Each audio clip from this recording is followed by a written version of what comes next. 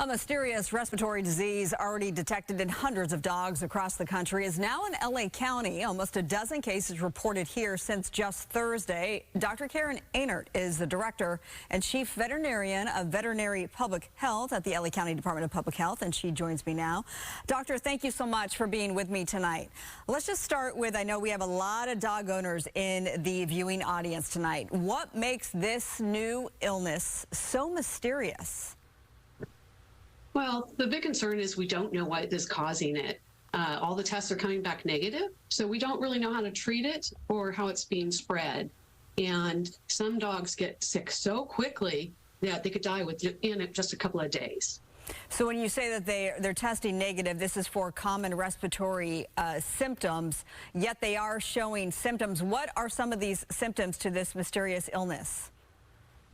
So usually it starts with a cough and nasal discharge.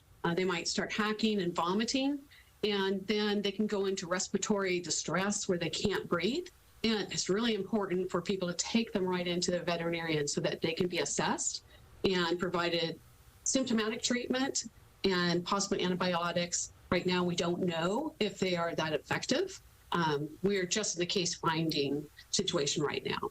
Okay, so in terms of treatment, you will diagnose or you will prescribe antibiotics. You're not sure if that works. Is this deadly? Has this killed any dogs yet? So we only have anecdotal reports of a couple of dogs dying within a couple of days of developing symptoms. And that's what caused us to send out the alert. And so we're asking veterinarians and different dog facilities to report if they're seeing any potential cases so we can follow up and collect samples and hopefully figure out what is causing this problem.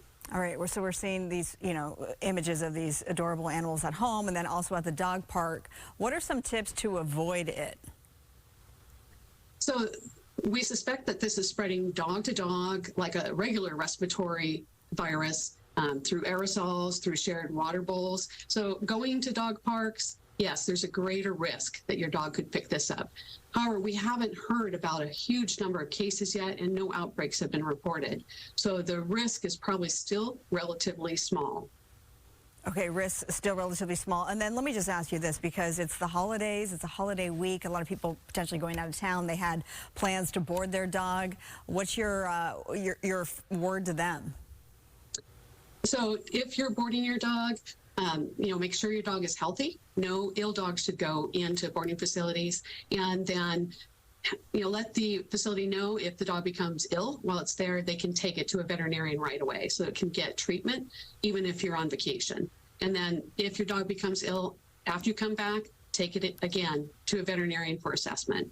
Okay, well, this mysterious illness has been dubbed atypical canine infectious respiratory disease. I certainly hope that we can get some more answers soon. Dr. Karen Einert with LA County Department of Public Health, thank you so much for being with me tonight. Thank you.